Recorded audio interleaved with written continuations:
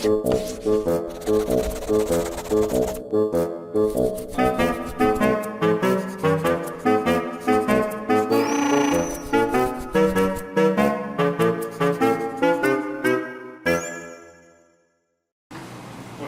these were the news.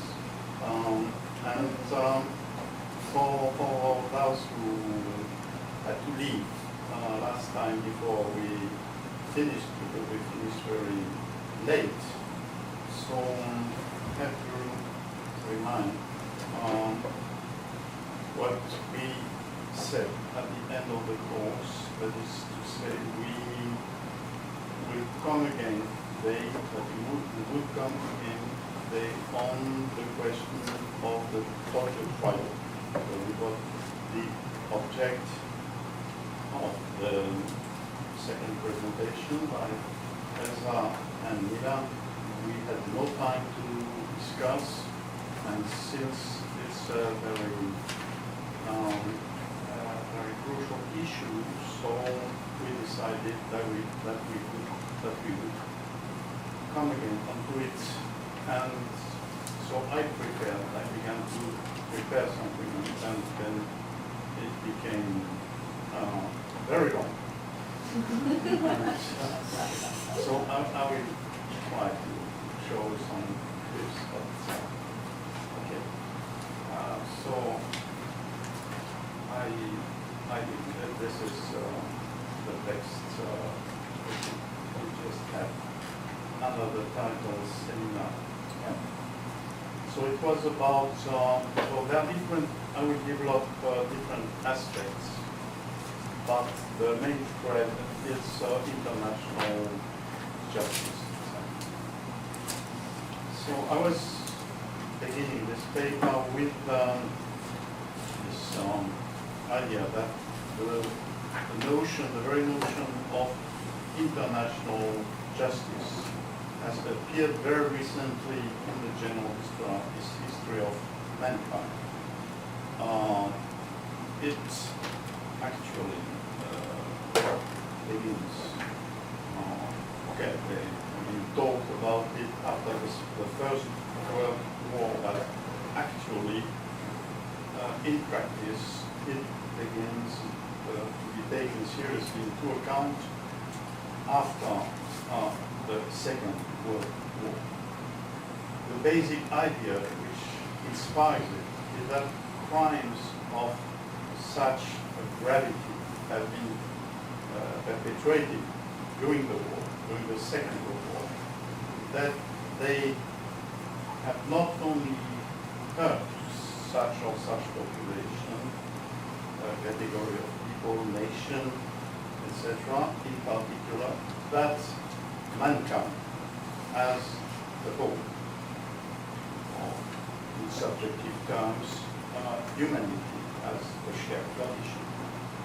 That's humanity as a kind, mankind, in French, le genre humain, and not only as a living species. In French, the distinction between both is essential. What has been endangered by all the horrible crimes, racial crimes among others, perpetrated during the war, is the subjective unity of mankind, which is supposedly shared, based on shared principles.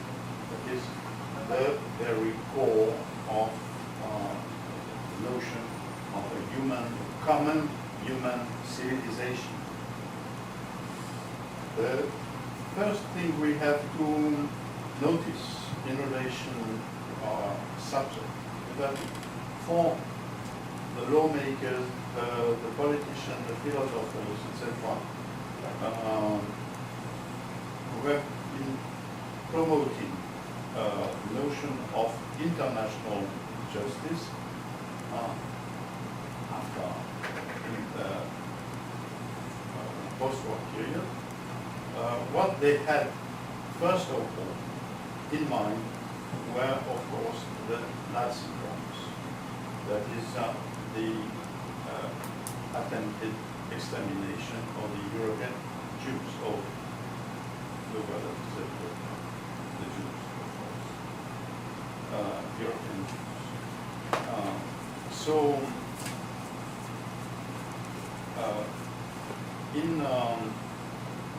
In this respect, the Tokyo trial, and Tokyo trial, it means many, as you said last week, a big trial, of course, Dojo and the PIE of the Japanese regime during the war, but dozens of many other trials all over Japan and elsewhere. So let's say the Tokyo trial as a global multifaceted event. In that sense, in this respect, it derives from the trial, famous trial in Nuremberg, where the German Nazi leaders, those who were left, were sentenced to different criminal with death or post-mortem. Nuremberg is the model.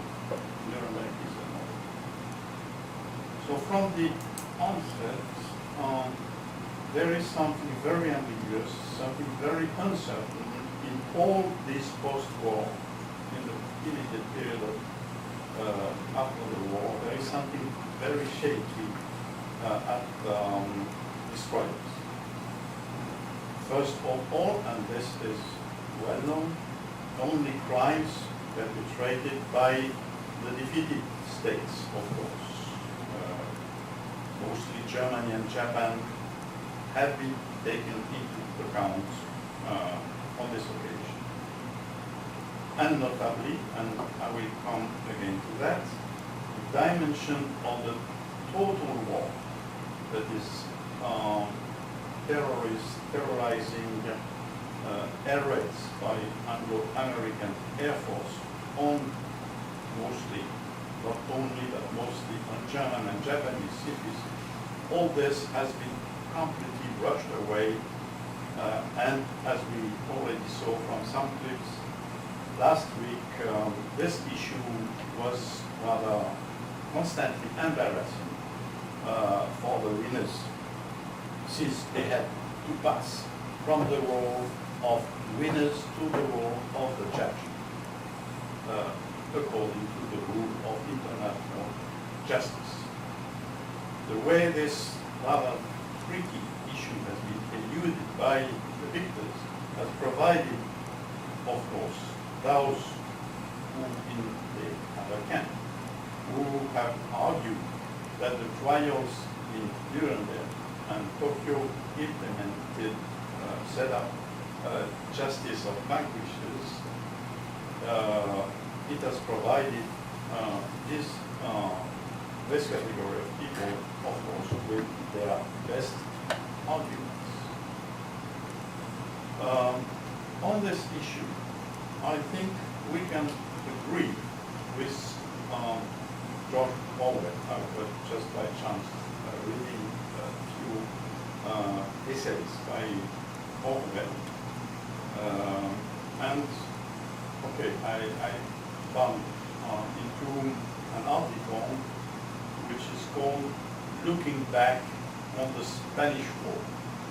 Orwell, I remind you, took part as a soldier militant on the Republican side, of course, in the Spanish War. So he's talking in this article about his own experience. Orwell says that facts remain facts, in spite of all propaganda effects. And no matter who mentions these facts, friend or enemy, or no matter what use the enemy makes out of these facts. So I read a short passage from this essay.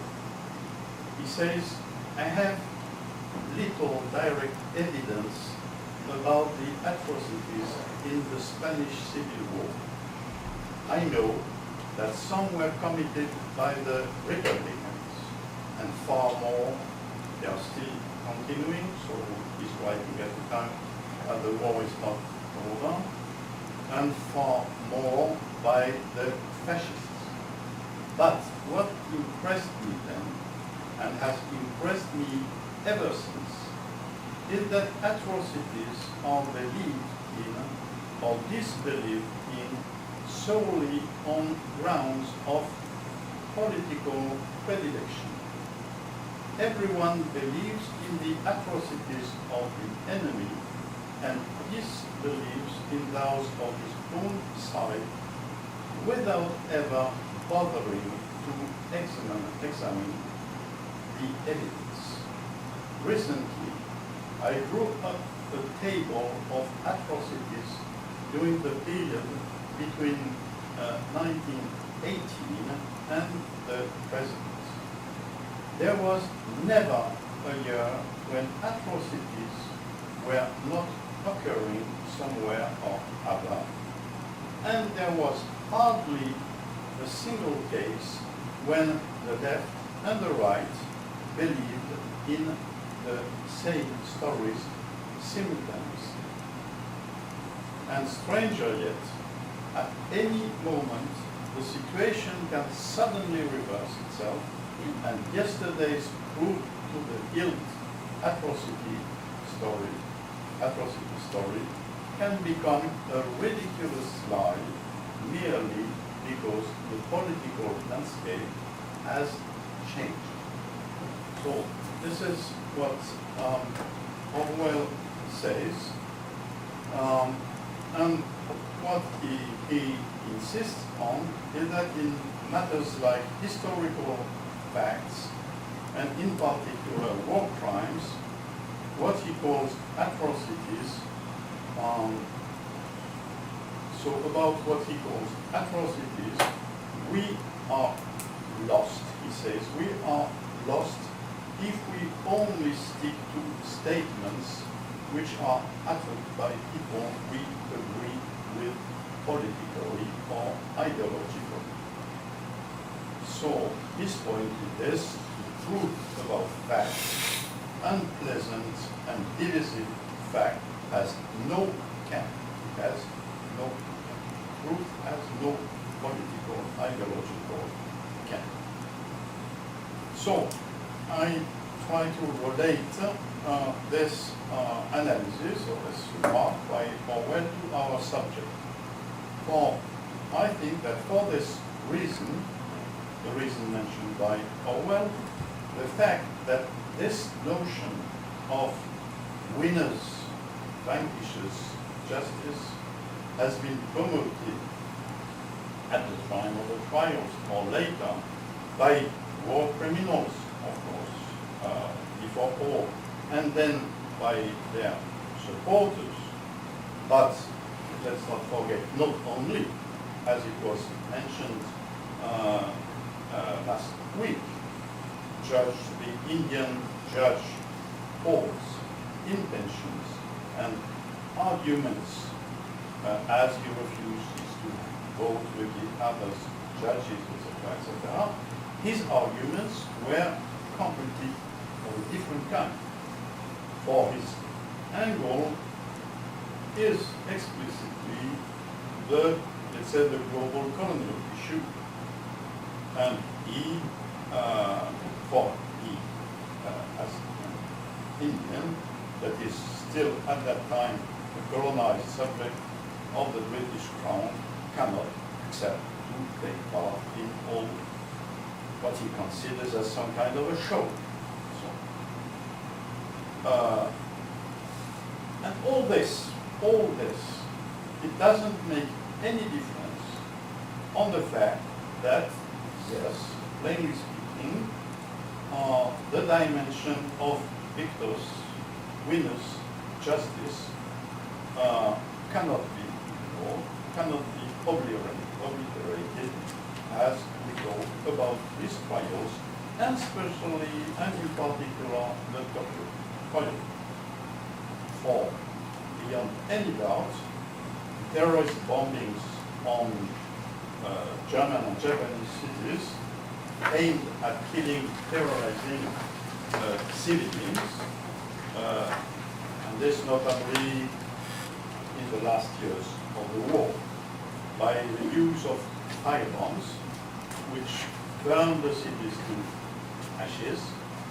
This has to be called this war crime. It is unpunished war crime, and this according to the international law. I mean the international law of that time, not retroactively, international law as it would on the time these crimes were perpetrated.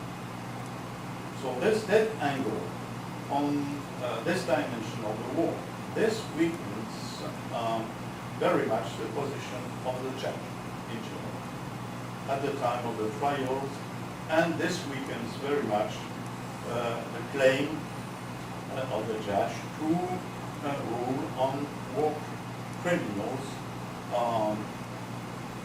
in the name of mankind, and not only in the interest of the winners. But it is not all, of course. It is not all. Things are more complicated, and we will see that we also have to take other arguments, factors into consideration if we want to have say, more complete view on this question. Now, the second element that complicates things is this. On the occasion of the main trials, Nuremberg, Tokyo, the main charge against the defendants, it was not related to crimes against humanity, even less genocide. The notion didn't really exist at the time. That is what we consider today, whereas for us it's something very evident. The highest, the worst level of criminality we can imagine. So, on the occasion of the main trial, what was at stake before all was what has been called at that time conspiracy against peace. That is in relation to our subject, Pearl Harbor, before all, first of all. So, as a very paradoxical result, if we think about this in, let's say, up to the present times, it came out that professional soldiers, officers of any rank, who have perpetrated atrocities. I'm talking about the Japanese, members of the Japanese Imperial Army, torturing, starving people, beating people to death, enslaving prisoners, killing them, and of course butchering, massacring civilians, massively raping women, etc., setting up comfort station, networks of all that, all these crimes, or this kind of this categories of crimes, all this has been classified B or C. C is very surprising to read. The C is crimes against humanity. After crimes of war, B, crimes of war. A, crimes of conspiracy against peace. B, crimes of war. C, crimes against humanity. Okay, so, yes, it's a bit problematic as this kind of taxonomy or classification. Because of this classification, of course, people who were B or C belonging to the B or C category were very often inflicted milder sentences than, of course, all the big shots of the Japanese government or administration, who, for most of them, have not been directly involved in atrocities perpetrated in the name of the empire, because they were far from the theater of operations. So there is, of course, something which is rather disconcerting about all that, because we today we are used to put crimes into a hierarchy according to the new humanitarian criteria. But this is new. This is the point. This is new. And for us, okay, Pearl Harbor is very violent, but it's very distinctly a military operation. And the military operation is not by its nature something criminal, necessarily criminal. Whereas the rape of Nanjing is for us very distinctly a series of intolerable atrocities, the worst kind of crime we can imagine. We today consider that killing civilians massively, torturing prisoners, raping women, discriminating, mistreating people according to racial prejudices, all these practices openly and violently conflict with our extreme humanitarian sensitivity, and they are for us much more intolerable than conspiring against peace, which is a rather nebulous notion. And we saw it last time, but I would like to insist on this by showing other clips from this film, which has two names actually: Prisoners of the Sun and Blood Hope. I don't know why. Maybe one name for Australia and one name for Ireland. So let's say, how did you call it last time? Last week? Blood Hope? Blood Hope. So, okay, let's shorter. Let's keep it Blood Hope. A film like Blood Hope deals directly or indirectly with this question, because it appears. So you remember, it's about a crime perpetrated in a camp, and the Japanese prisoners camp, where airmen from Australia, if I'm not wrong, yes, who have not been bombing anything, but who have been shot down by the Japanese artillery, are beheaded in very poor conditions.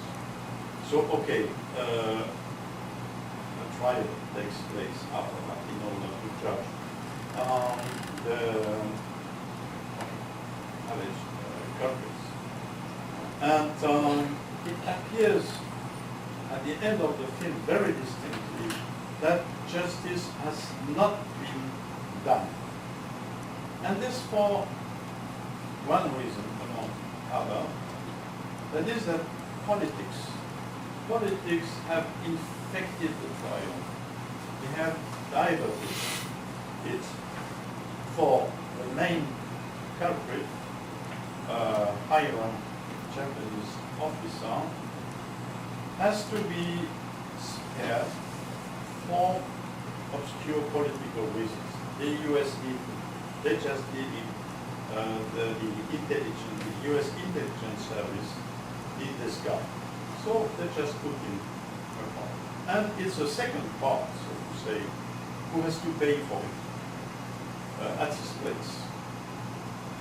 So, and this is a recent film. So it's already completely involved, I would say, in the new humanitarian sensitivity. And according to the new humanitarian creed, it doesn't come to the right amount at the end of the trial. So we are unhappy about all this. Everybody is unhappy. about all of that. For the main culprit,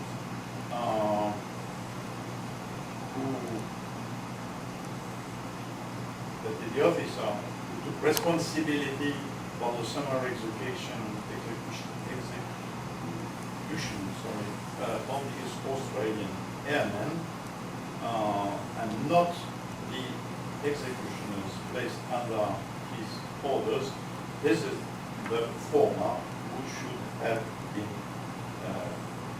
fired at the end of the film.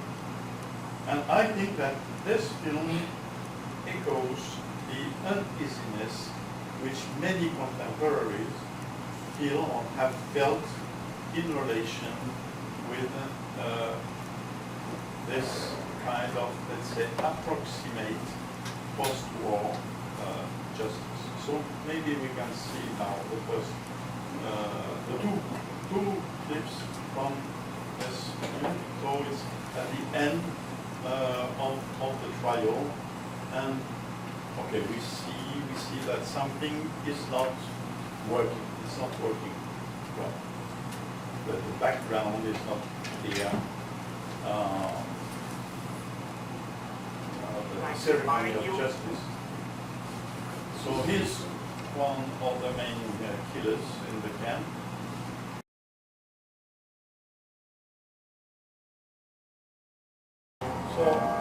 So there's something which doesn't work also. Most of the Japanese prisoners, the soldiers, know that this martial law never took place. Only the guy who is interrogated, who was the translator, he's the one who will be shot because he took part in the day. He doesn't know, so he speaks frankly. But all of them, and the officer who gets mad at the end, he knows perfectly that, okay, no evidence, no documents are available. So, well, there is another quote. Yes, about the American. You see the interference of politics through this American U.S. intelligence officer who came to make sure that his, let's say, agents, Baron Takahashi, would not be involved in the trial. The interesting thing is that, okay, this film is based on true events. This trial took place, these events, say, Australian airmen had been beheaded more or less in these conditions in a camp. But for the sake of the plot, the character of the American intelligence officer has been added, invented by the filmmaker and so on. And this is very interesting because you can feel, you can sense from this that, okay, there is something is in conflict in terms of collective memory, but within let's say Western memory of all this, because it's a conflict between, let's say, Australian collective memory of, okay, this period, this crimes, all the story about the camps, religious camps, and the, let's say, dominant narrative which is related to the United States. So there is some kind of a war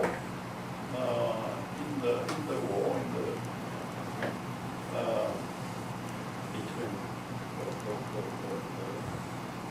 of course today the main front in this war of memories is between China and Japan. But yeah, there is something which looks like a subsidiary conflict between Australian memory and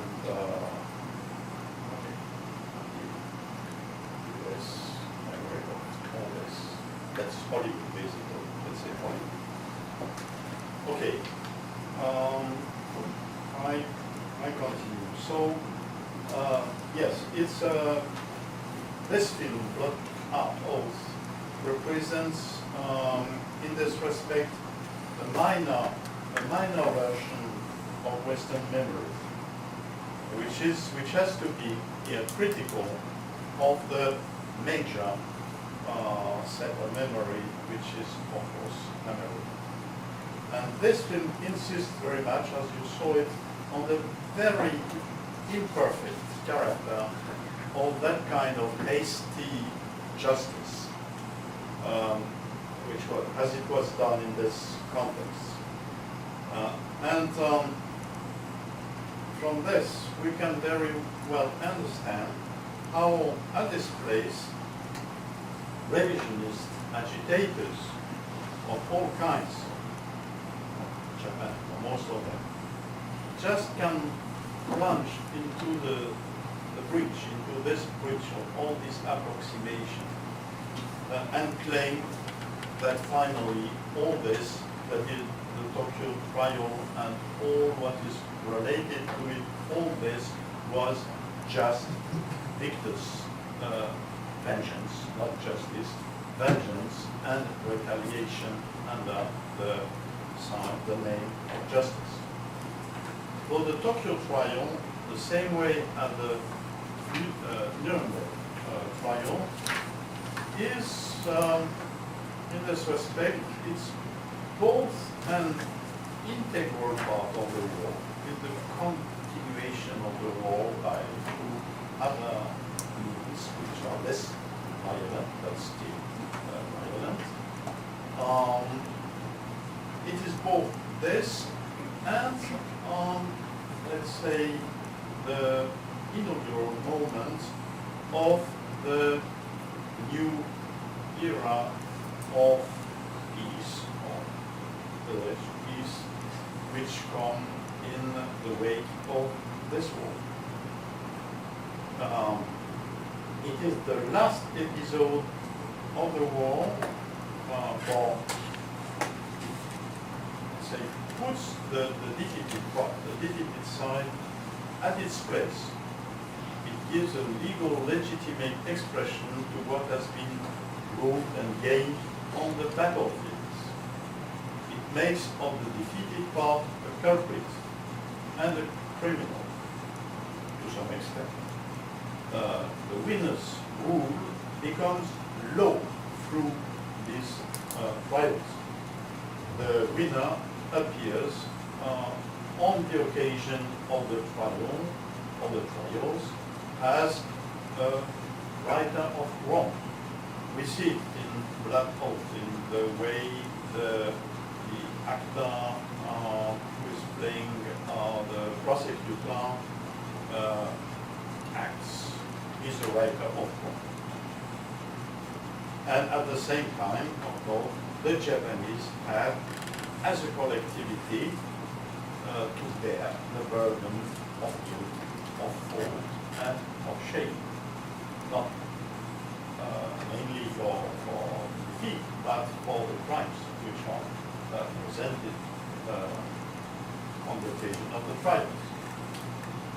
But at the same time, and this we could saw it very well from one of the clips from this, I don't know what to call it, revisionist or semi-revisionist Japanese film, which has been shown last week, Best Wishes for Tomorrow. The trial is the inaugural act of a new era that is supposed to be placed under the sign of new relations between the parts in conflict and of peace. placed under the sign of peace. It is in this film an occasion for sketching out some sort of a new rule of the game, as does in the clip which has been presented, the General Okada, this General Okada, who is the defendant on this trial, as Okada does in his final statement, saying in a rather pompous way, from this moment on, the relation between the United States and Japan is not placed anymore under the sign of violent competition, hostility, war, etc., but on the opposite, friendship, and even more than friendship, if I remember correctly, he talks about mother, child, or I don't remember, elder brother, I don't know. Elder brother? Yes. Elder brother. So family atmosphere. And Japan, he promises, he anticipates that from now on, from this moment on, Japan will be a model, obedient, grateful child. So, if we take things from this angle, the trial, as the trial is a scene of theater, ties to the trial is a transition. It's a transition. It makes the contemporaries, and not only those who were directly involved in the conflict, makes it possible for them to pass from a time of war to a time of peace. So it is not only a legal and political issue, it has a ritual dimension. This ritual dimension matters a lot. It's a time as the vanquished part have go symbolically, and you know how this gesture going is important in Japanese culture. The vanquished have go symbolically in front of the people on the occasion of the trial. And you remember how Okada votes very ostensibly at the end of his last speech during the trial. Maybe we can see this clip which is on YouTube, the doctor trial, so newsreels, yes, this, or maybe not all, or if it lasts 10 minutes, but if it's boring, we'll do that.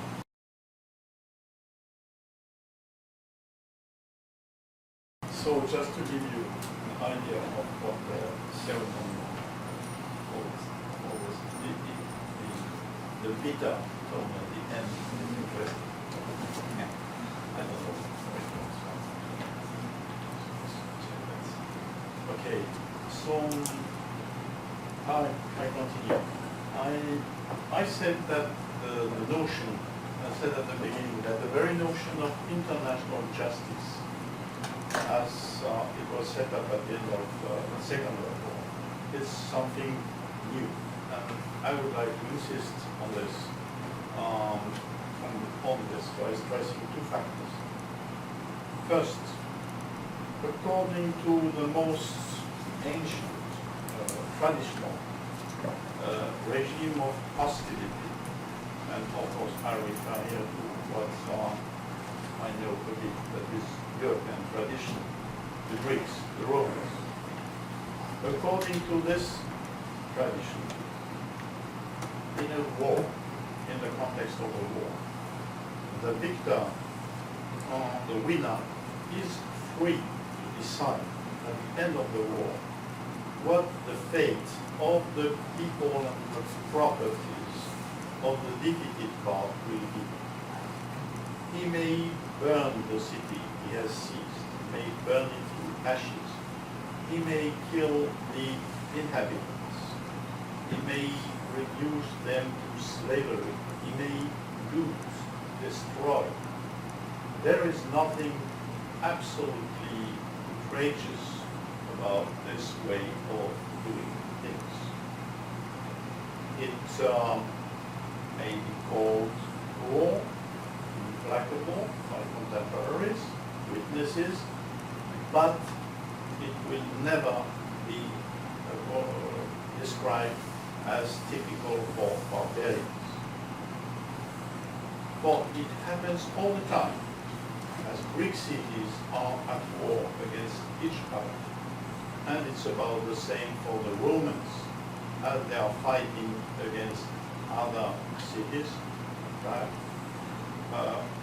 Or cities they are in competition with, or people like Gallic, the Germans, and if you see on this classic books like The History of the Peloponnesian War by the historian, the Greek historian Thucydides, or the Gallic Wars by Julius Caesar, you will see how they constantly, abundantly describe this kind of ruthless exterminations.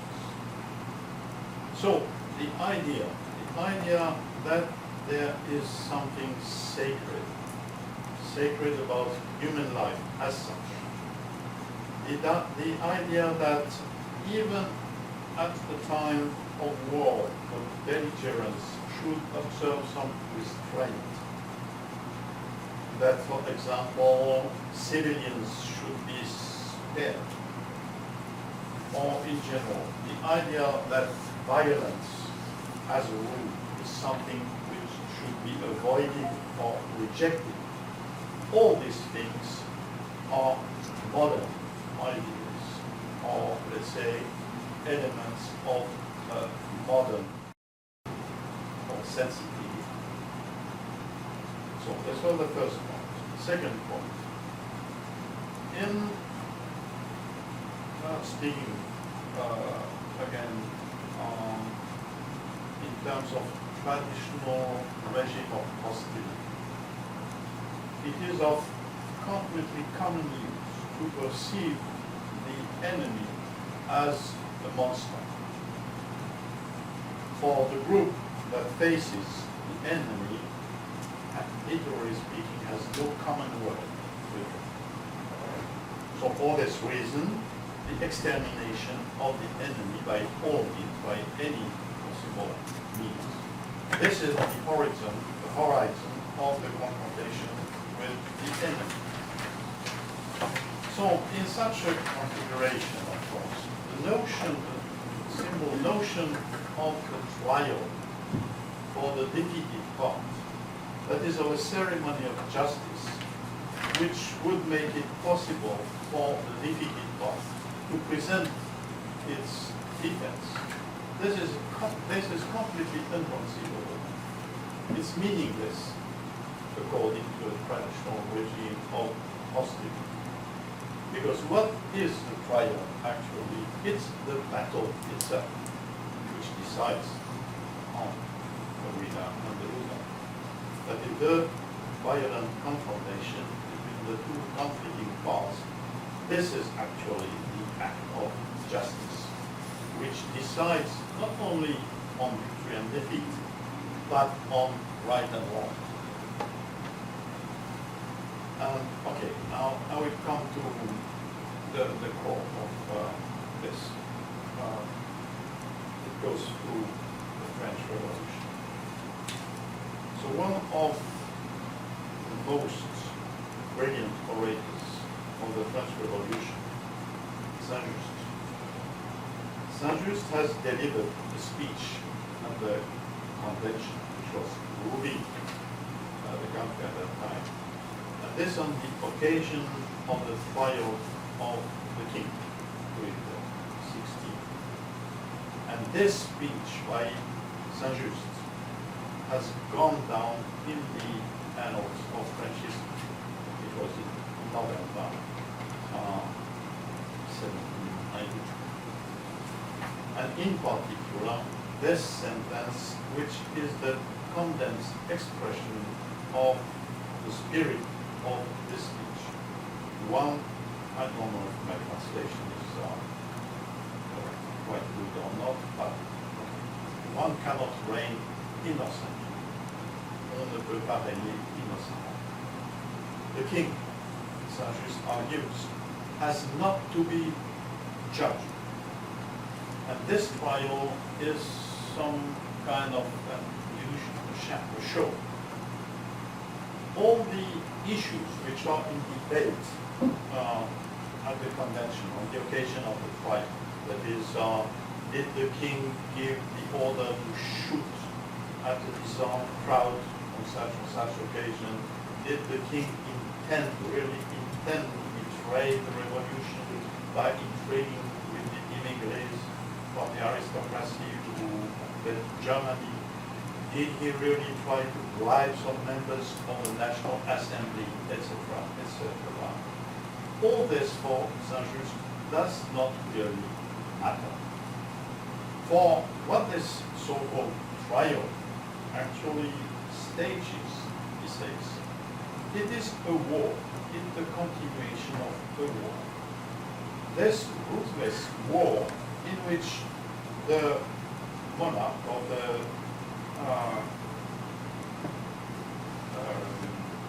dethroned monarch at that time, of course at the time of the trial, the king has already been dethroned.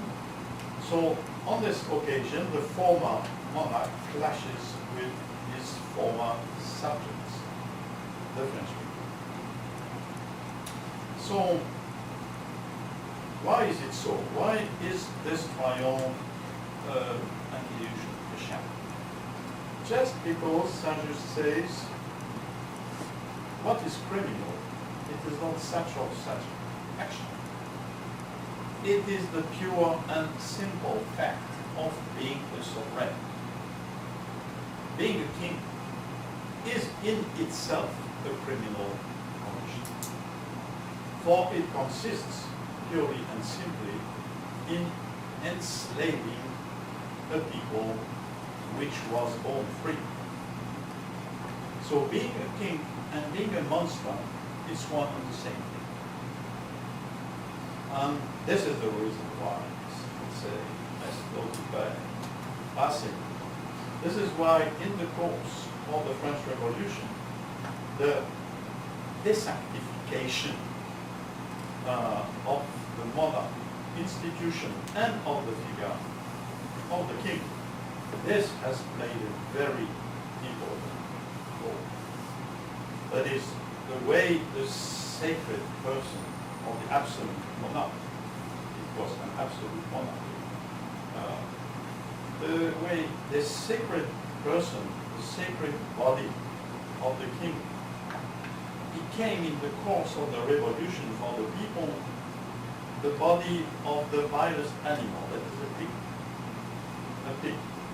And there are all these allegories of the roi cochon, that is the king pig, the pig king, in everywhere, in the pamphlets, gazettes, songs, all this.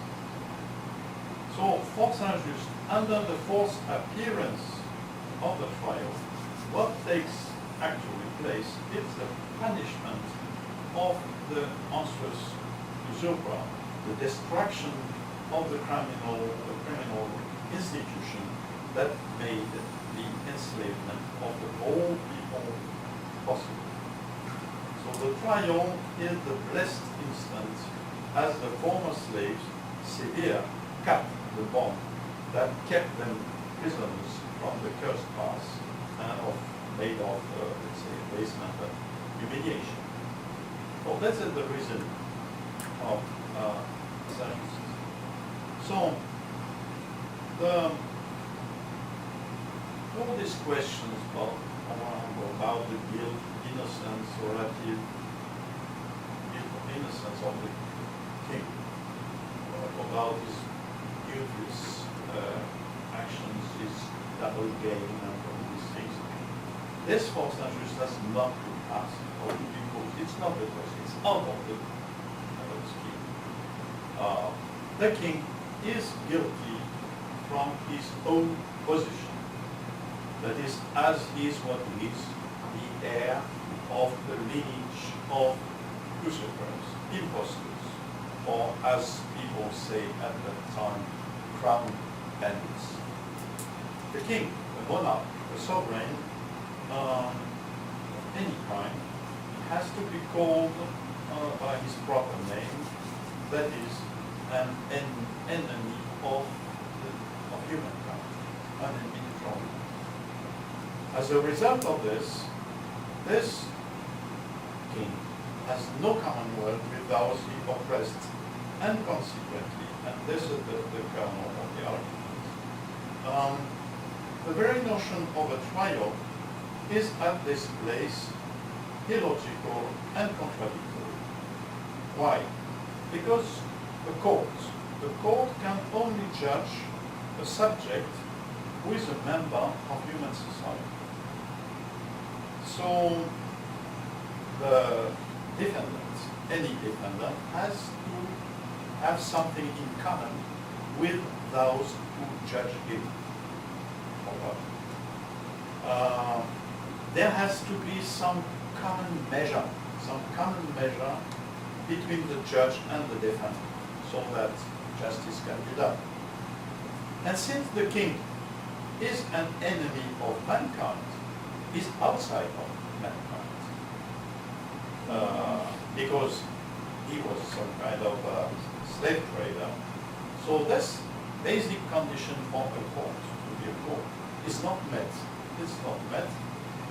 And besides, the king does not acknowledge this popular court, the convention made the court.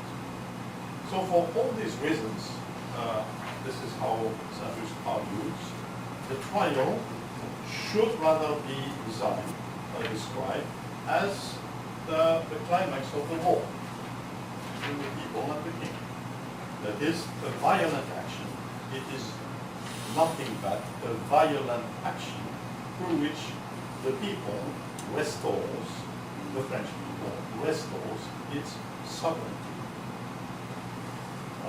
becomes its own sovereign master again. So the people's, this is the way Saint-Just continues his reasoning, the people's representatives who have a seat at the convention, they are not judges. They cannot be transformed into judges. They are just the soul of the people, of the French people, as this people aspires to break free from his chains. So their decision has not to be based on legal arguments, but on political conditions, on universal principles, as the representatives of the convention incarnate the general will of the French people. And it is true, of course, that the dividing lines, the breaking lines between the radicals at the convention, we call them the Montagnards, and who were those who decided, they were the majority at that time, so they decided to put the king to death. So the dividing line between these radicals and the moderate Girondins who wanted to keep the king alive. These lines, these dividing lines, were absolutely irreparable in the course of the French Revolution. Some months later, in the course of the Revolution, the Montagnards suppressed the Girondins, that is, sent them all to the guillotine, and this was the beginning of this, well, the moment of the French Revolution, the terror.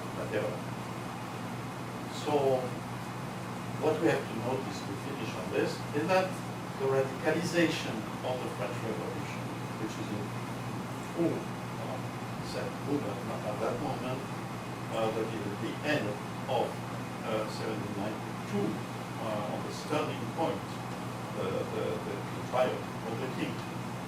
This radicalization is inseparable from the dramatic episode that is the first dethronement and then public execution of the king.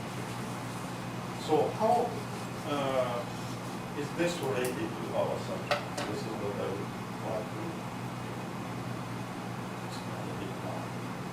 Of course, I do not want to suggest that General MacArthur and his staff in Tokyo at the end of the war had this historical precedent in their mind, even if this historical precedent is something famous, of course.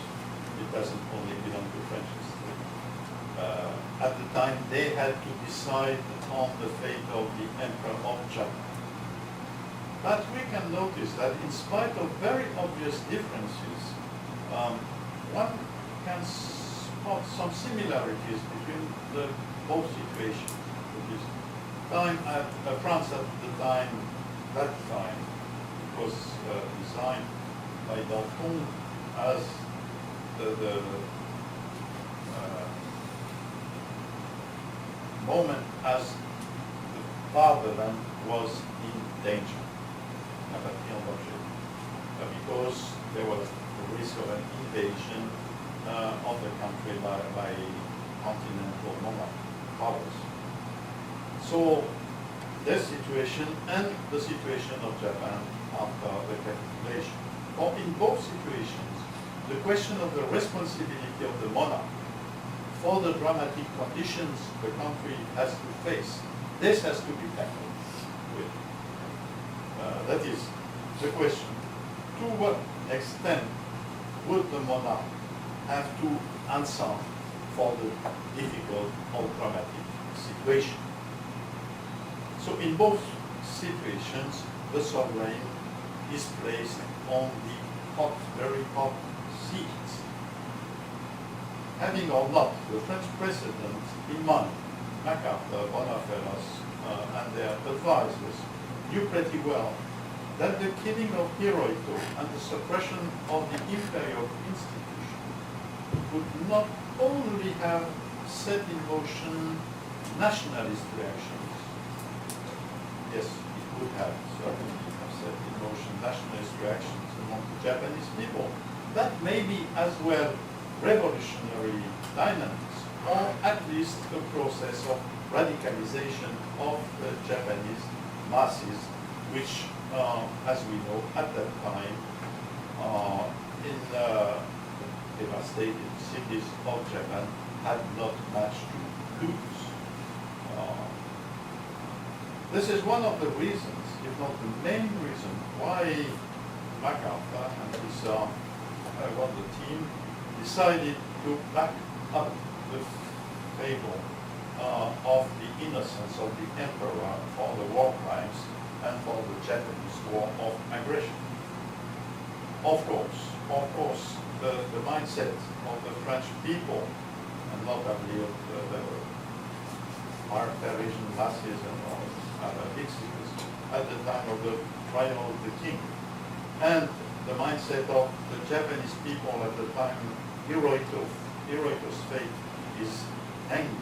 These conditions, these respective mindsets are very different. For at the time of the trial of the king, the French masses are patriotic, they are spirited, they are enthusiastic.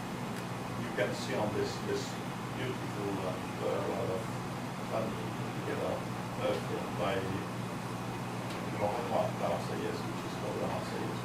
It's our national film on the French Revolution. This was the mindset of the French masses at the time of the trial of the king, whereas the Japanese masses at the end of the war were completely exhausted, bewildered by defeat, humiliated after Hiroshima and Nagasaki, etc. So this is the difference, of course, and for the most radical part of the French people, the killing of the king was a grandiose act of historical justice, of recovery, of writing up the course of history. In a few occupied Japan. This is very clear in John Dower's book, Embracing Defeat. The emperor's fate was very far from being the main concern of the hungry and homeless masses. So they had enough to do with everyday life conditions. Okay. But still, and this is what I would like to insist on, there is something crucial. These two historical situations have been the decision about the fate of the monarch at this crossroads of history has long-lasting, has decisive effects, consequences for the fate of the people in question, of the respect. The execution of Louis XVI. This very moment, scene, this makes of the French people a republican people in a completely irreversible way. That is, we can see from the fact that all the further attempts, and there were many in the 19th century, all the further attempts made to restore the monarchic institution have been doomed to fail. And by contrast, MacArthur and his bosses, Washington, of decision to spare and to re-legitimize Hirohito, this opens up for the Japanese people a new historical and political chapter, which is made of subordination, alignment on the U.S. Sakai a few moments ago said colonization of Japan, rule of conservatives, eternal rule of the conservatives in Japan, and so on, and so forth. So, okay, you give me 5 to 10 minutes more, and then we make a break. Okay. So I would like to finish on this part. The way the US have decided to re-educate Japan instead of punishing it or making it expiate for its crime and faults, the education for democracy combined with the support for economic reconstruction, this strategy from the Americans, it is something completely new in the history of the relations between the victor and the vanquished. It contrasts very abruptly, for example, with the way the French government at that time, of course, decided to make the Germans pay for the damages caused to French economy and society by the invasion of transferring the first, sorry, I wrote the second. What I meant is the First World War. So I mean, at the time of the Versailles treaties in 80. So this treaty, Versailles Treaty, with very draconian clauses imposed on the Germans in terms of reparation, compensations, etc. That is, the spirit of the Versailles Treaty is retaliation. You lost the war, you pay. You don't do that. So this is the way the French saw the thing. And as everybody knows, this very classical way of doing this very classic tactic based on retaliation, vengeance spirit, this has completely failed, of course, because it has not prevented Germany's rearmament, and it has not prevented Hitler's seizure of power a bit more than 10 years later. So what the Americans have experimented in Japan at the time of the occupation after the Second World War, it was much more clever and sophisticated. It was not inspired, of course, by generous humanitarian feelings, but by long-term calculation. Japan had to become the pivot of the Pax Americana in the region. And for this reason, Japan has to become a client, I mean, in the Roman sense, that is a subordinate, depending on the United States, or as General Opera said, the younger brother, and this rather than an humiliated, impoverished, powerless enemy. So, in brief, what the United States implemented in Japan after the war, it's a strategy which replaces punishment and retaliation with contamination. The democratization of Japanese institution, this is, let's say, the sunny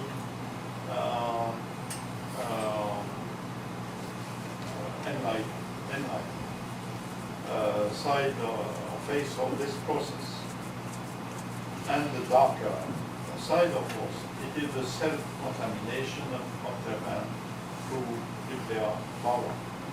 That is this black, very black thread which runs through Japan's post-war history from Hiroshima to Fukushima. And maybe you know this book by our Japanese colleague Takashi Tetsuya, when it talks about the culture of the way the history, the post-war history of Japan was placed under the sign of sacrifice, subordination and sacrifice, relation between both. So, from this angle, the preservation of the imperial system at the end of the war is the keystone of a political project whose main aim has been to perpetuate Japan's heteronomy, dependence, as let's say, cobblestone of the Pax Americana origin. So we can better understand this way why the Tokyo trial, once again as a global phenomenon, was, as a rule, so badly staged or ill-practiced by the Americans. Because what mattered was not so much impartial, exemplary justice.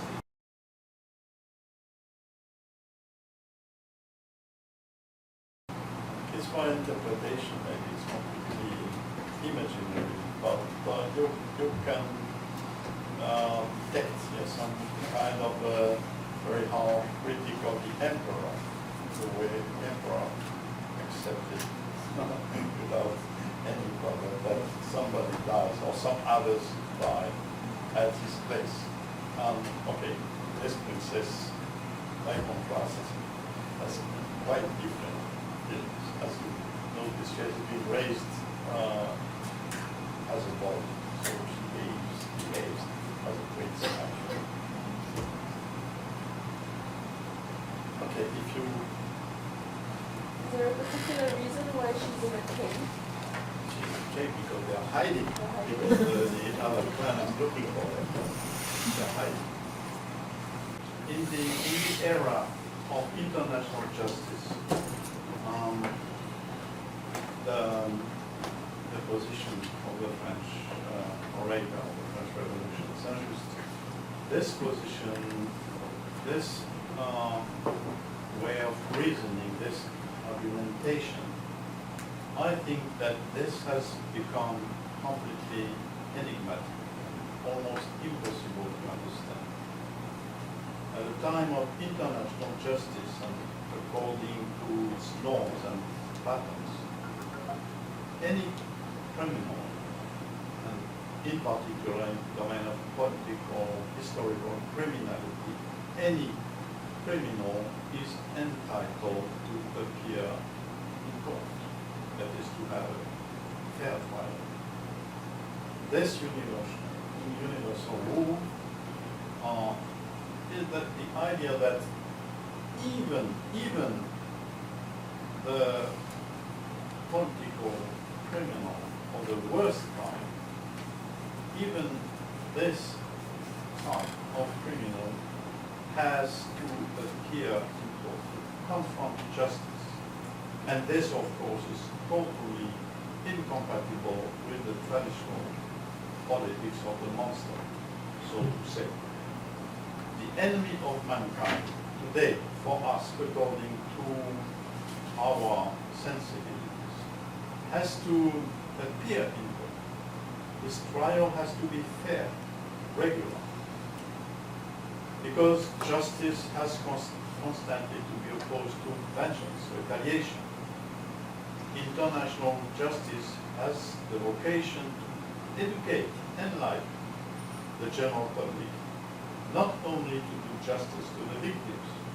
And this is what the mantra we constantly hear, so that history doesn't repeat itself, and so that such horrors, I mean, crimes against humanity, genocides, never happen again, which is, as you know, a very optimistic view on the effects of international justice. For Saint-Just, the king, as a monster, as a criminal, was the incarnation of a very special species, which was totally alien to his subject, the French people.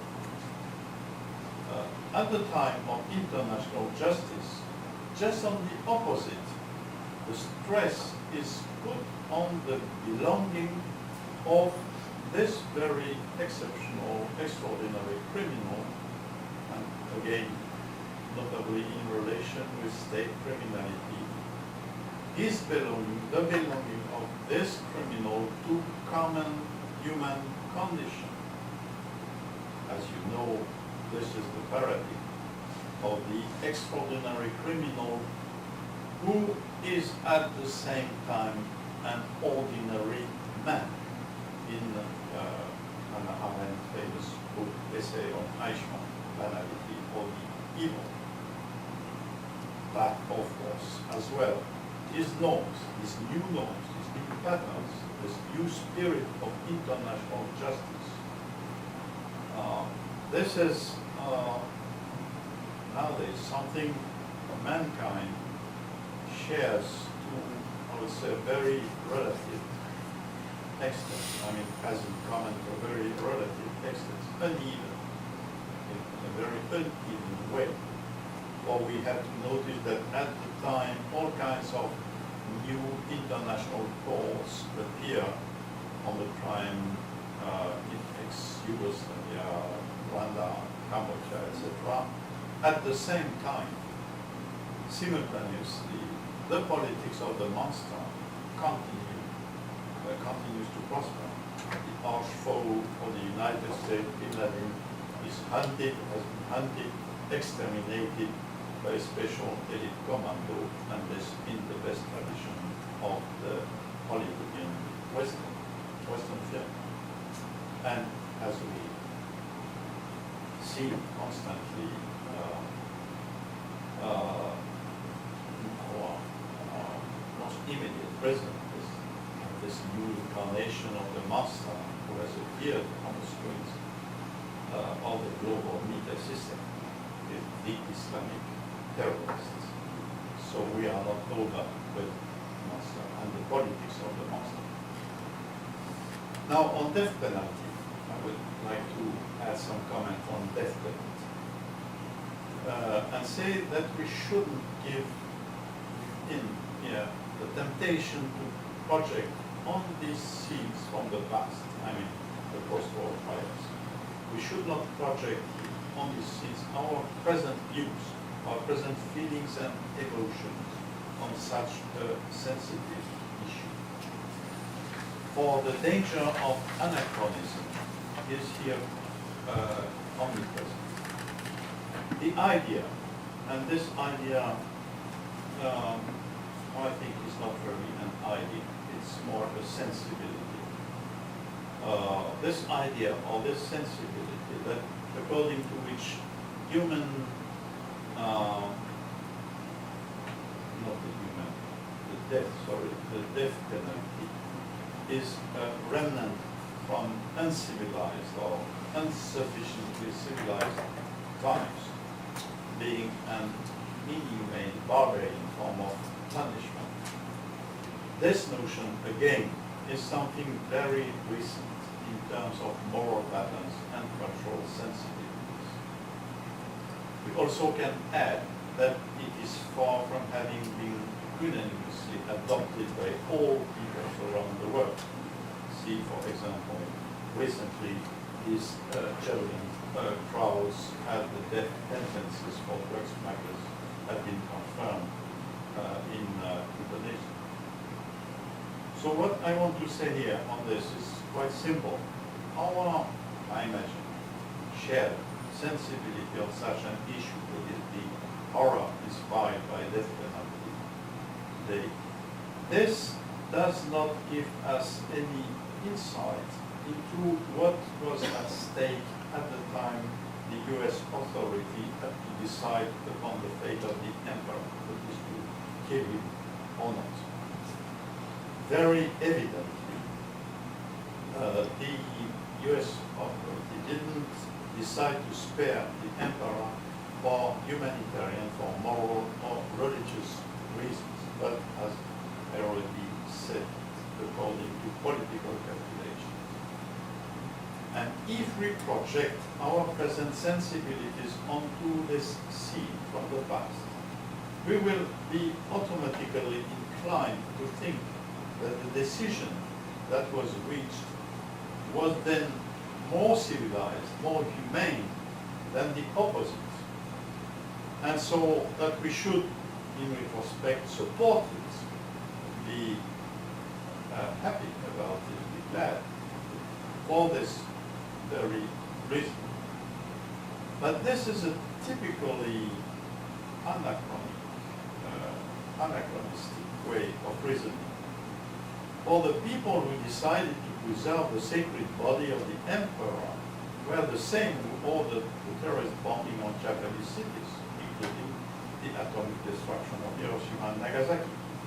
So it's rather difficult to suspect them to be intransigent and zealous humanists. But there is more than that, I would say. If we envisage the question of the fate of the emperor at the end of the war only from the angle of the prohibition of death penalty at some form of universal, absolutely moral, cultural precept, then we will put something in the death angle.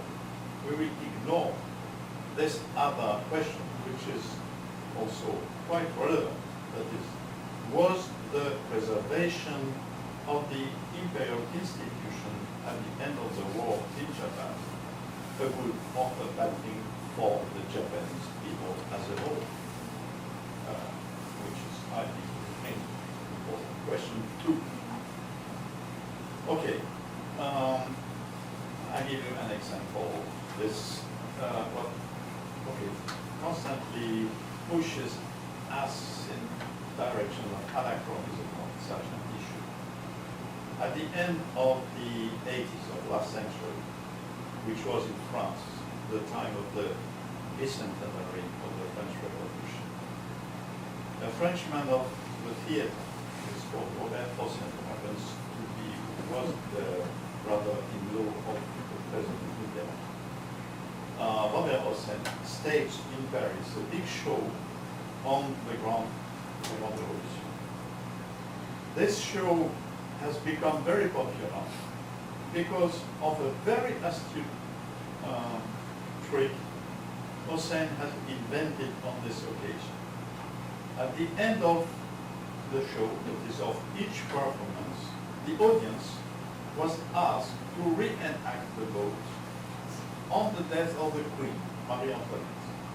The populace of Paris called her the Austrian because she was from Austrian origin and they detested her for many good reasons, I must say.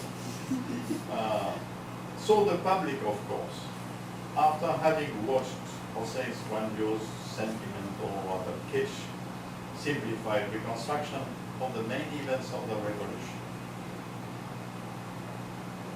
this audience, this public, had to put its steps in 2,000 of the members of the convention who sentenced the Queen to death. But they could not. They could not, of course. They would not do it. They would not be able to do it, of course. Because in terms of sensibilities, of political moods, they were completely alien to their glorious predecessors. So, logically, they voted massively in favor of the Queen's acquittal. Not guilty, of course, not guilty. But this is, or was, a typically sentimental, anachronistic approach of a key political, philosophical issue, not does something like a sacred life exists, but the political question, how the people can exert his right to self-determination that is passed from the condition of heteronomy to freedom, which is a very serious political question, of course. Question of sovereignty of the people. So the attendants at this sentimental show reacted emotionally to the vicissitude of this poor woman, for it is of course not very easy to be a queen in troubled times. And the audience, the attendants, only perceived the psychological dimension of the problem. And consequently, it completely missed the key issue. That is, again, how can the people pass from the situation of monarch subject to, that is a subaltern basically, to that of a people made of citizens. There is a beautiful passage, I'm trying to read in Tower's book on this issue, on the 20th century, was the century of the downfall of so many thrones and dynasties which were supposed to be eternal. Okay, so as it has been stressed by Milan, as last week, the Tokyo trial has a very special place in the general topography of the collective memory of the Second World War in this region. It is, so to say, a condensum of conflicts and disputes about the past, which are constantly intensified in the present. For this reason, it is very topical to examine this scene from the cinematic angle and to observe how the various actors who gesture on the stage play, each of them plays his part. So, first character, the most visible, exuberant character on the stage is the Japanese nationalist, the revisionist. As we saw it last week, basically he always plays the same part, with some variations. And this part, of course, is that of the victim of a victor's justice. So from the clips we have, which have been presented, we saw that the, let's say, the quality of the versions of this victimist narrative are very variable. So we saw from the very crudely revisionist reconstruction of facts, which just simply roughly reject the responsibility of the attack on Pearl Harbor on the alleged disloyal US diplomats and who openly rehabilitate Tojo. So we saw this last week. It was quite interesting to see this one. How was it called, this film? Pride. Yes, Pride. So it's the program is in the title. Pride. So we saw this, and we saw the much more, let's say, sophisticated or subtle version, which insists on the weakest point of the opponent, that is the American or the Allies, as the judge. And so once again, the systematic destruction of the Japanese cities by air bombing, the use of firearms, the killing of civilians, massive air raids, and so on and so forth. Okay, this terror effects So, all this in best wishes for tomorrow, which makes a rather clever use of this weak point of the incriminated of the Americans. And now, if we take the question, same question from the reverse angle, that is American films from different periods, we see very quickly that this matter, airbombing on Japanese cities, this is a constant matter of embarrassment. And we also see, we will even see, I will show you this on clips, that the angle and the tone of the narratives which deal with this are very variable, very different from one thing to another. We see right now how we pass from the obstinate denial of established facts, that is, the cities were bombed, not only industrial sites, military sites. So obstinate denial to something which is absolutely amazing in this film, first time in Tokyo. This Alleluia, it's really an Alleluia, jubilant announcement of the atomic destruction of Hiroshima and Nagasaki as the inaugurating moment of the new era of peace and happiness for mankind. So, okay, maybe, can we see? This and maybe also the clip, beautiful sequence from 30 seconds, 30 seconds about the clip on Tokyo, I don't remember. It's very beautifully filmed in order to show that, okay, the targets were very, very precisely selected, chosen as exclusively military targets. No bomb falls on a house or street or something, only lands military targets. And all this is a fable. Let's begin with Prisoners of the Sun. You remember we saw clips from Prisoners of the Sun. So it's about airmen. Well, this film has been shot at the end of the war. So about Maestro. Yes, it's Purple Heart. Yes, Purple Heart. Yes, I'm mistaken. Purple Heart, yes. So, okay, this group of American airmen are prisoners, and this is their trial. And, okay, they maintain that they bomb only military targets. And the Japanese say that they bomb schools, hospitals. So what we will see is the end of the film. So in order to stick to their version, they will die, they accept to die, or they decide, they vote on it. They decide to stick to their version, and for this reason, they will be shot. So it shows how important it was for the Americans to persist, to keep this version as it was.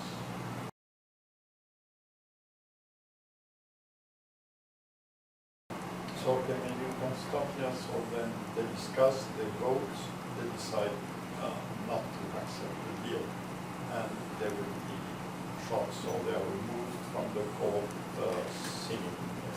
I don't remember what anthem. It's very glorious. They will die as heroes. So yes, maybe you can see the clip from not first time, but this one.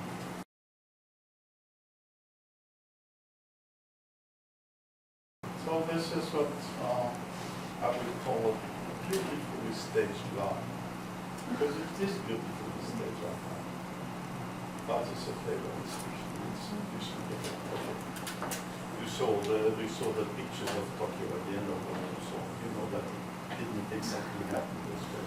So maybe you can see down here, yes, it's very short. This clip from first Yankee to Tokyo, the final pictures of, and just listen to what the voice says. It's amazing.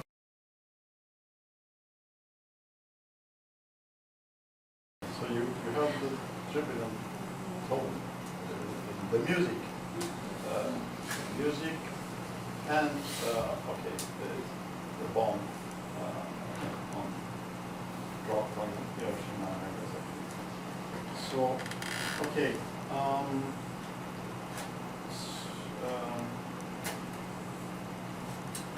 So again, of course, the Japanese revisionists, they know that on this issue, the position of the judge is fragile, vulnerable, and he constantly plunges into this bridge. And I would like to add to this another sign of the fragility of the incriminating part's position. It's sometimes, and we have a good example of that in Emperor. Sometimes the victim gets over the judge, backlashes, as at the time the judge, the victim in the position of the judge, feels that his position becomes really shaky. So at that time, he just says his Japanese interlocutor who is pressing him, but you will say this, remember what you did. Finally, what we Japanese did was just only imitation of what you did, Westerners, you did in this part of the world. So at that moment, it just, the American general, it is in the film General Bonafellas, just cuts him and says, okay, you are the defendant, not us. And this was the case in the clip you showed, the prosecutor saying, but this is not we are not the defendants, you are the defendants. So maybe we can see this very short sequence passage. General Bonafellas talking with the Japanese, I don't know what, maybe former minister or something, or maybe some official, let's say.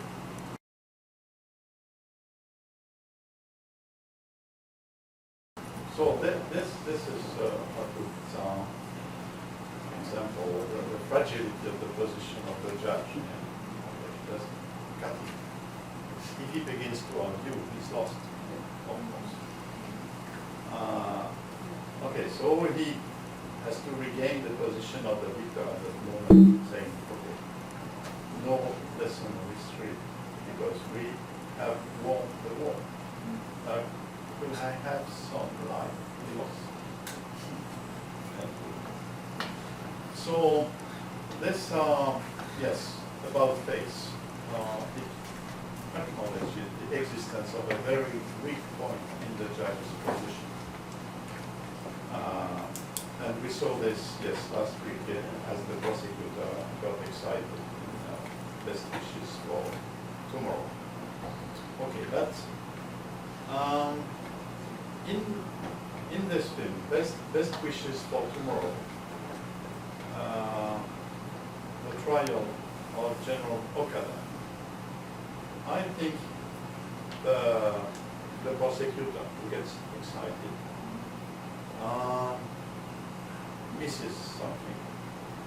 He could have found a much stronger answer, argument.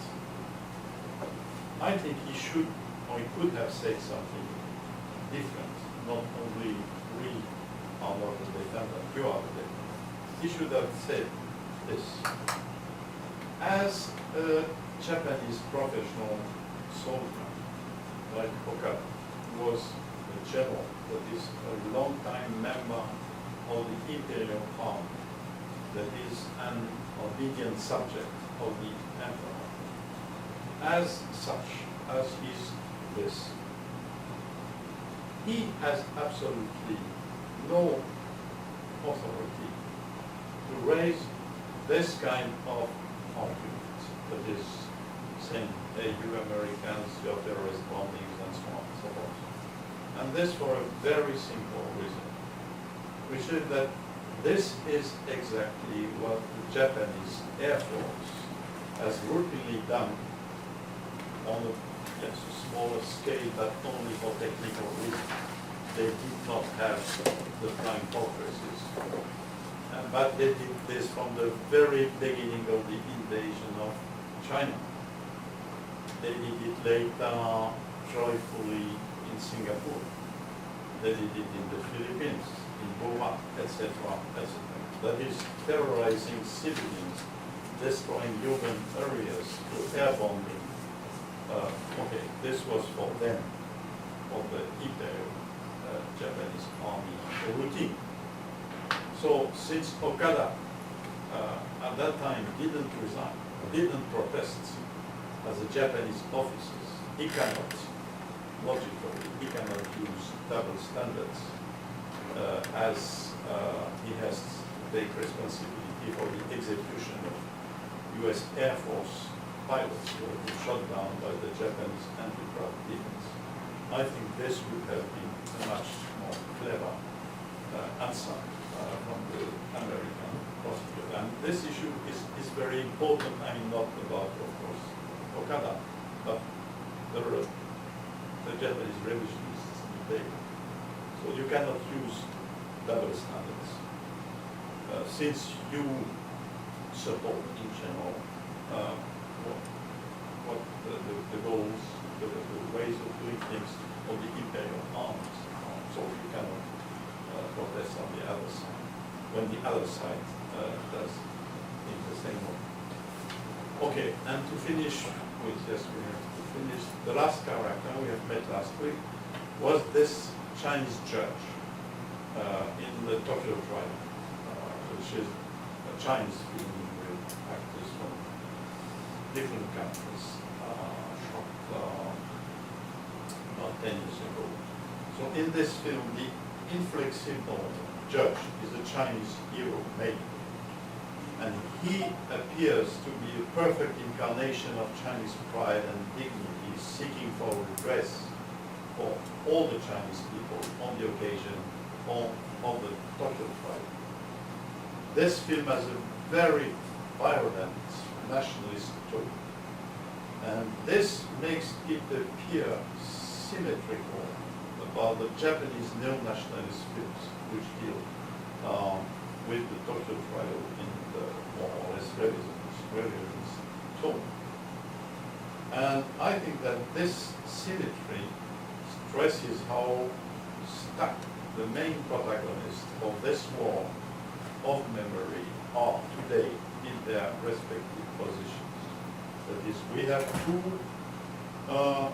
conflicting narratives. The West is now on the background. So two conflicting narratives looking at each other, or narrators, narrators, looking at each other like two dogs, ready for fight. So for the moment they just are, but tomorrow we will see they will fight. So let's see.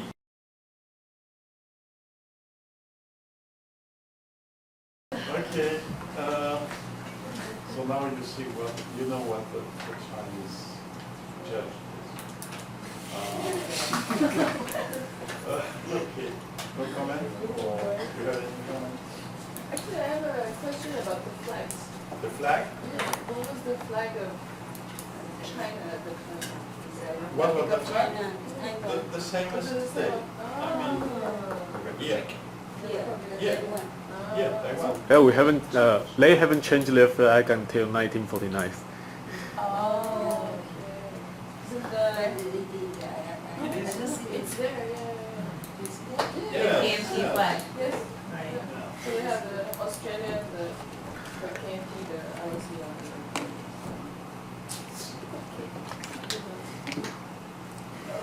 That particular, because that was, when we were watching, we was like wondering whether, were there any historical evidence of this particular scene happening No. in the trial? Yeah, so that's like, we were trying to find out about it, but we can't, there's no English document, basically. There's Chinese. Yeah. Try Yeah, Chinese document. exactly, so like last week, if we had time, we actually would like to ask, maybe any of the. Who knows something about? I think that is well, most part of it is invented. Fictional. Maybe there is a small bit of something. The flag. Yeah. The flag was historically accurate. I said the flag was historically accurate. Yeah, the Like, flag, it's okay. historically accurate, But yeah. the stubborn resistance of made. What I was, think. I was also Although thinking the- of that, like, of course this is definitely fictional, but there was this interview the director made, and he was claiming, well, something along the lines of bringing to the fore the historical truth of the Chinese judge's role in the Tokyo trial that has never been discussed. So that was why I was like wondering, okay, so which part of this historical role of the Chinese judge is fictional and which part is true quote unquote. So that was like, But what I read is that then he made a career in communist China. yeah, this is his first movie. I mean, the The judge. Oh, the judge. He made a career as, I don't know, the Minister of Justice, not Minister, but just a Minister. Yeah, well, he's definitely. So he changed. He changed it, but he didn't have any experience whatsoever in legal or as being a judge before the trial, actually. Yes. No experience whatsoever. Even every member of the judges know they don't have any experience in international justice besides Justice Cal. Obviously the Soviet general. Yeah. Yeah, and I think we read somewhere that he didn't even speak any of the language in the court. So we're surprised. This is why he had a It's so comical in a way. It's so much like Soviet dreams.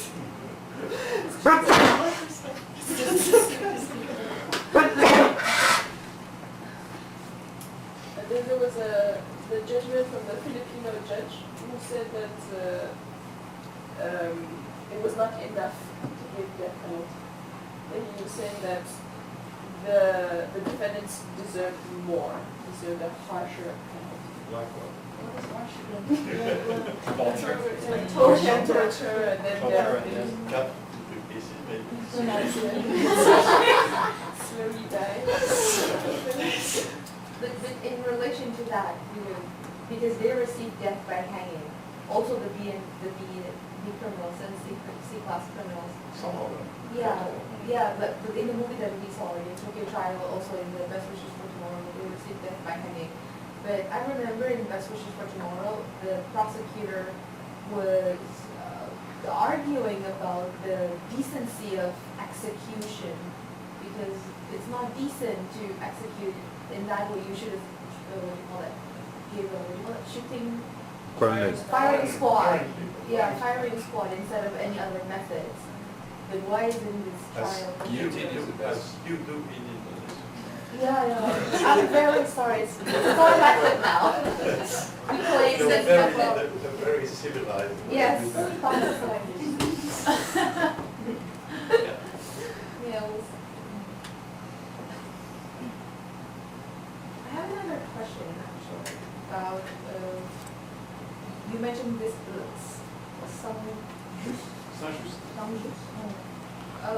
I don't know whether I understand it correctly, but in page 4,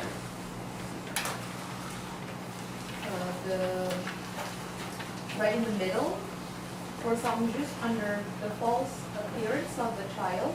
What takes place is the punishment of the monstrous usurper and the destruction of the criminal institution that made the enslavement of a whole people possible. So this is like holding the symbolic institution accountable for their crimes, and that is the most important thing. But it's symbolic. It's the very institution of monarchy, which is criminal in itself. Because monarchy, for centuries, it means basically making free people, making slaves out of free people. This is the essence of monarchy. I'm not only following because, okay, I didn't mention it, but on the same occasion, Robespierre, but also famous event, Saint-Just makes a speech which has the same direction. No, I was just like thinking whether it has any relevance or correlation at all with the movement of holding the state accountable for past crimes. No. No, this is not the story. It's not about the state. It's about the institution, the monarchy institution itself. State is not something. Okay, people know about royal administration at that time, but the idea of state, modern state we have today, as some kind of a collective subject, this doesn't exist at the time of the revolution. Tax collectors, yes, people, every farm has knows what the tax collector, let's say the relation between the average ordinary farmer or peasant and the king, it goes through the tax collector. This is tedious from the king. So not the state. So this would be anachronistic to see this in this time.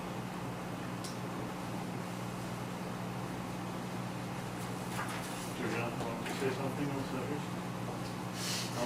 No, but yeah, the comparison is interesting for see, but and it's true that it shows that the Japanese, if you really compare to them, they never had the occasion to judge. But the Meiji is not a revolution, it's the restoration. Exactly. So everything from about. So I wonder where does it pass? Because you have some movie where they actually judge the constitution. It's always here. Straight.